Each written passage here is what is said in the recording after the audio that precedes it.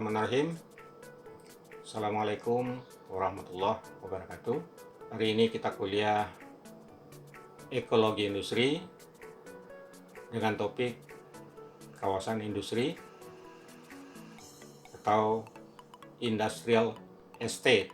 Pembangunan kawasan industri berkelanjutan dan berwawasan lingkungan. Menurut United Nations Environment Program atau UNEP, definisi kawasan industri atau industrial estate adalah pemanfaatan lahan oleh beberapa pengembang atau developer yang memanfaatkan infrastruktur yang ada secara simultan untuk kepentingan bersama perusahaan industri dalam suatu kawasan industri.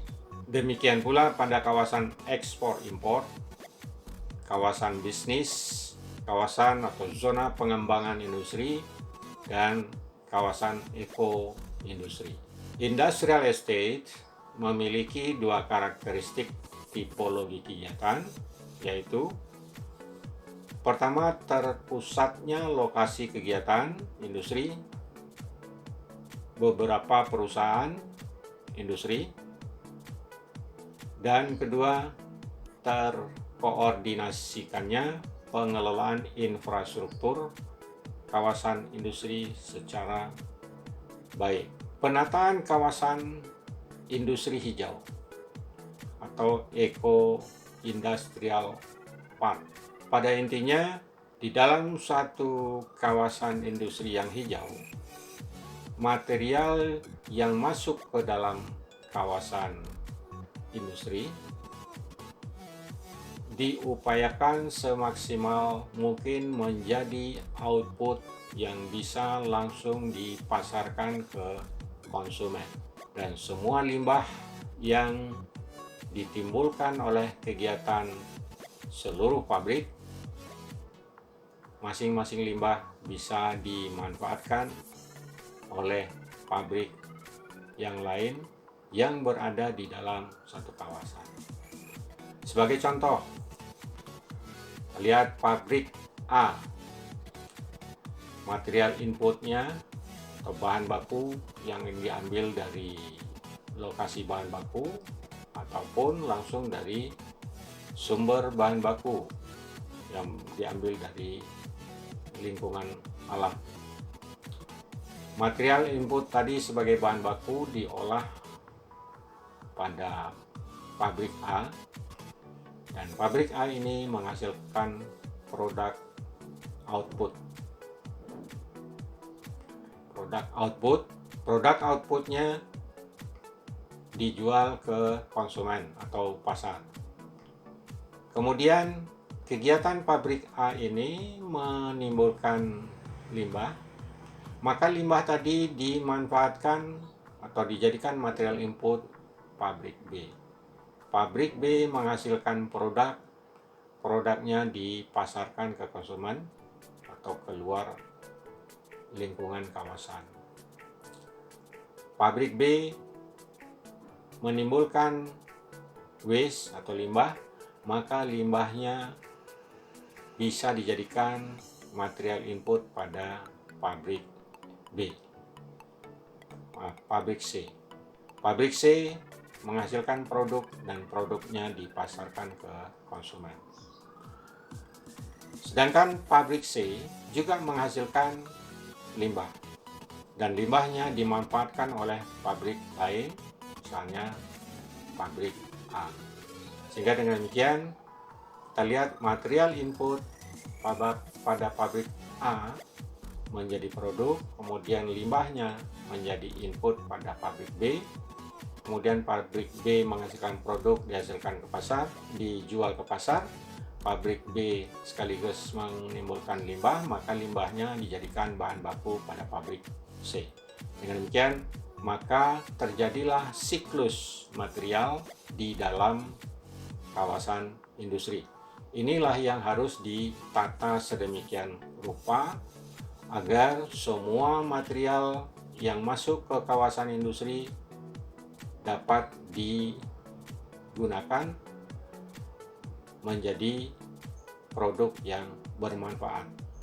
Tidak ada limbah yang dibuang ke lingkungan kawasan industri, sehingga kawasan industri ini dapat dikatakan kawasan industri hijau atau kita kenal dengan Eco Industrial Park atau Taman Industri Lingkungan, kawasan industri hijau. Ini adalah prinsip penataan kawasan industri hijau.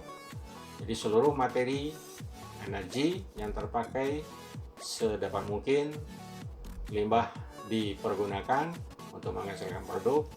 Energi loss-nya atau polutannya itu bisa digunakan oleh pabrik yang berbeda yang berada di dalam lokasi kawasan industri.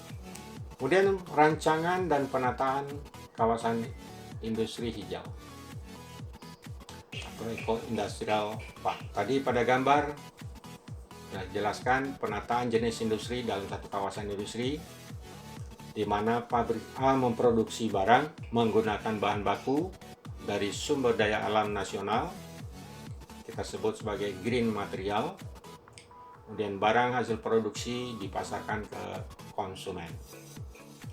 Sebagian limbah pabrik A dimanfaatkan oleh pabrik B, dan barang hasil produksi dipasarkan ke konsumen. Selanjutnya, sebagian limbah pabrik B dimanfaatkan oleh pabrik C, dan barang hasil produksi dipasarkan ke konsumen.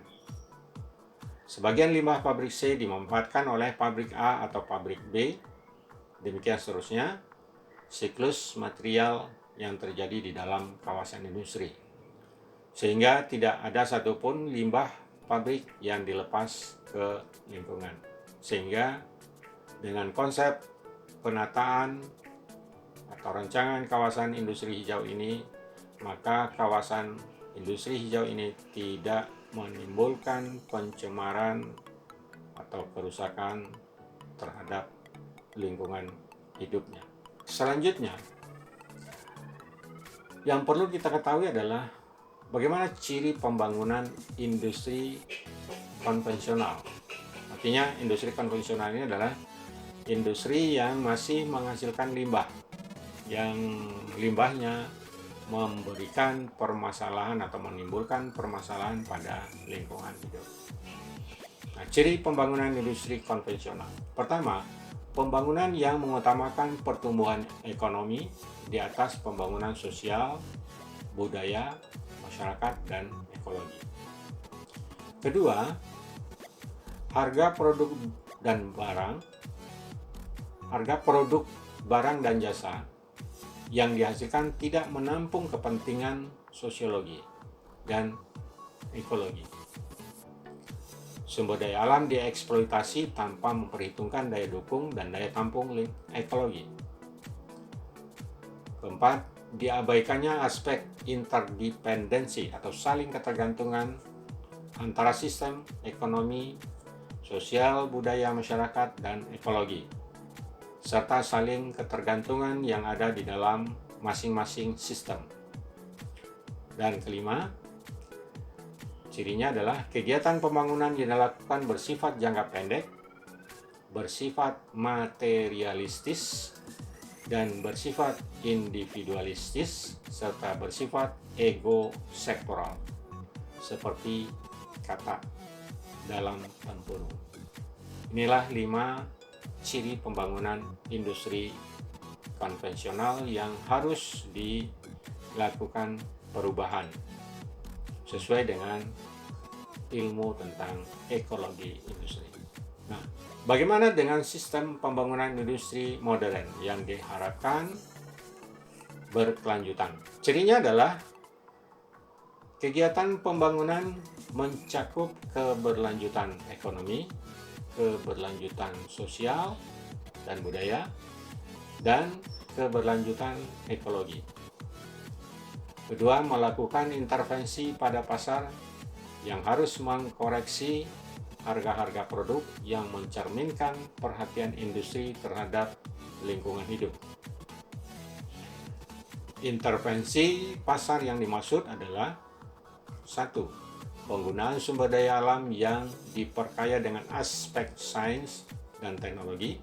Kedua, menggunakan matriks ekonomi, sosial, budaya, ekologi yang menelusuri dampak positif maupun dampak negatif yang akan terjadi. Dan ketiga, aktivitas pembangunan industri berkelanjutan, bervisi jangka panjang, holistik, dan memperhatikan aspek manusia utuh dalam masyarakat kebersamaan.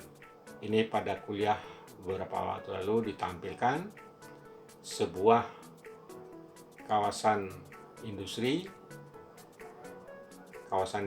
hijau di Kalundborg, Denmark, sebelah utara kota Copenhagen.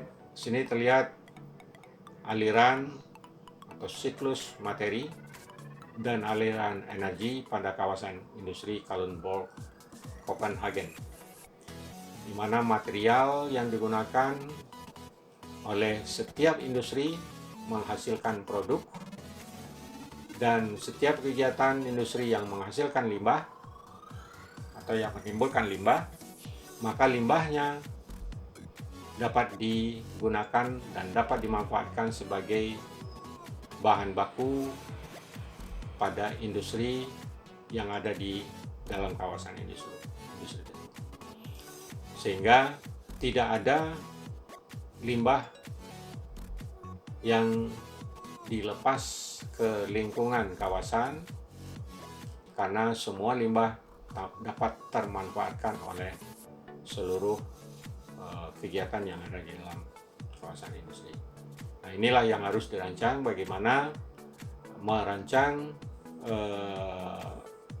kegiatan industri dalam suatu kawasan yang menghasilkan produk yang ramah lingkungan, serta kegiatan-kegiatan industri yang ramah lingkungan dan tidak mencemari lingkungan hidup. Nah, teori keberlanjutan ekologi industri. Pertama adalah keberlanjutan ekonomi atau aktivitas industri, dengan fokus pada penciptaan lapangan pekerjaan, memberantas kemiskinan, dan menaikkan harkat dan martabat manusia. Yang kedua, keberlanjutan sosial dengan fokus menaikkan indeks pembangunan manusia. Dalam hal ini adalah indeks harapan hidup, melek huruf, lama bersekolah, jumlah belanja per orang, dan meningkatkan kohesi sosial. Dan yang ketiga adalah keberlanjutan ekologi dengan fokus pada keberlanjutan sumber daya alam dan lingkungan hidup guna menopang kehidupan. Dalam hal ini adalah faktor udara, iklim, air, hutan, genetika, tanah, dan lain sebagainya. Kita lihat sistem ekonomi konvensional pada industri konvensional. Pada sistem ekonomi konvensional, kegiatan industri lebih mengarah pada pemenuhan kebutuhan pasar. Apa yang diinginkan oleh pasar, maka industri langsung meresponnya dengan menggenjot pabrik untuk berproduksi hingga mengeruk dan mengambil sumber daya alam dari lingkungan sebagai bahan baku produksi. Dalam keadaan demikian, baik pasar maupun industri sering mengabaikan keberlanjutan ketersediaan sumber daya alam dan kualitas lingkungan. Untuk mengantisipasi keadaan tersebut, maka para ahli lingkungan mendesak para pengambil kebijakan agar ada koreksi terhadap sistem ekonomi konvensional, khususnya aspek pasar yang menjadi raja kegiatan ekonomi. Artinya, pasar atau konsumen dapat melakukan pengaruh yang besar terhadap keadaan aktivitas ekonomi yang cenderung mengabaikan aspek ekologi. Jadi cenderung mengabaikan aspek ekologi. Inilah sistem ekonomi konvensional atau sistem industri konvensional. Sekarang kita lihat pada sistem ekonomi modern atau sistem industri modern. Pertama, pada sistem ekonomi modern telah dilakukan koreksi pasar. Jadi, industri melakukan koreksi pasar dengan cara memperhatikan aspek keberlanjutan sumber daya alam dan lingkungan, sehingga tindakan yang harus dilakukan adalah mengoreksi harga produk yang dihasilkan oleh industri atas jasa sosial dan atas jasa ekologi. Koreksi harga produk tersebut dimaksudkan untuk menginternalisasikan biaya eksternal yang nantinya dibebankan kepada industri dan konsumen dalam bentuk harga barang yang telah merepresentasikan biaya-biaya lingkungan. Dalam hal ini jasa sosial dan jasa ekologi atau jasa lingkungan. Kemudian aspek lain yang harus dilakukan oleh industri modern untuk mengantisipasi dan menanggapi tuntutan masyarakat global adalah kegiatan industri yang menerapkan sistem manajemen lingkungan. Misalnya, industri menerapkan sistem ISO, menerapkan eco-label, menerapkan standar produksi dan teknologi bersih lingkungan, menerapkan kesehatan dan keselamatan pekerja dan konsumen, serta kelima, membangun tanggung jawab sosial korporasi atau Corporate Social Responsibility atau CSR bagi setiap perusahaan industri. Adapun aspek lingkungan sosial di dalam evolusi pemasaran hasil-hasil industri, diantaranya konsep-konsep produksi di mana konsumen akan membeli suatu produk industri apabila harganya murah dan dapat diperoleh secara mudah. Kedua, konsep-konsep produk, di mana konsumen akan lebih menyukai produk yang mempunyai mutu terbaik, kinerja terbaik, dan sifat yang paling inovatif. Ketiga, konsep-konsep penjualan, di mana konsumen akan membeli produk apabila ada usaha penjualan dan promosi dalam skala besar. Keempat, konsep-konsep pemasaran, di mana pencapaian tujuan organisasi tergantung pada penentuan kebutuhan dan keinginan konsumen dan memuaskannya lebih efektif dan efisien daripada saingan. Kelima, konsep-konsep pemasaran berwawasan sosial, di mana pencapaian tujuan organisasi tergantung penentuan kebutuhan dan keinginan konsumen terpenuhinya secara lebih efisien daripada saingan melalui peningkatan kesejahteraan konsumen dan masyarakat. Selanjutnya, konsep pemasaran saat ini atau konsep pemasaran yang pro ekologi. Konsumen membeli produk suatu perusahaan tidak hanya sekedar memperhatikan suatu produk apakah bisa memenuhi kebutuhan mereka, secara lebih efisien daripada pesaing. Yang kedua, konsumen juga kritis melihat apakah keberadaan perusahaan telah berkontribusi positif terhadap lingkungan sosialnya ataukah tidak. Kontribusi dalam upaya peningkatan kesejahteraan masyarakat di sekitar perusahaan.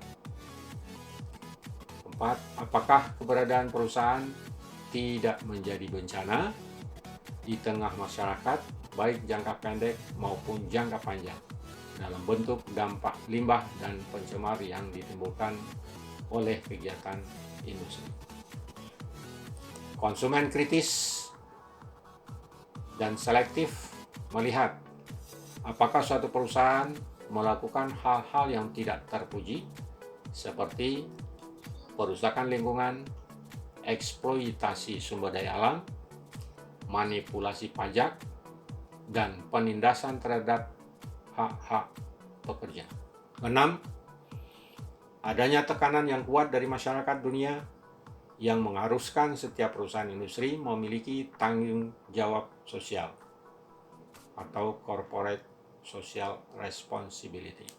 Selanjutnya, tugas mandiri yang harus dikerjakan masing-masing oleh mahasiswa.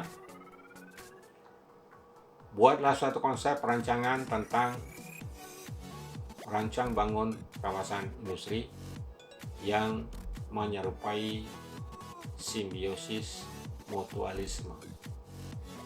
Sekali lagi, kawasan industri yang di dalamnya terjadi simbiosis mutualisme. Pabrik-pabrik saling memberikan manfaat positif bagi pabrik yang lain. Tugas mandiri ini dikerjakan, ditulis dalam bentuk soft atau soft, tidak di print untuk menghemat material, kertas, tinta, dan sebagainya. Ini adalah foto yang menggambarkan teknologi energi, teknologi pembangkit listrik, teknologi pembangkit listrik lama, tapi energinya energi terbarukan. Ini adalah konsep ideal pembangunan kawasan industri, pembangunan industri yang berkelanjutan. Demikian kuliah kita hari ini. Terima kasih atas perhatiannya. Billahi taufik wal hidayah. Assalamualaikum warahmatullahi wabarakatuh.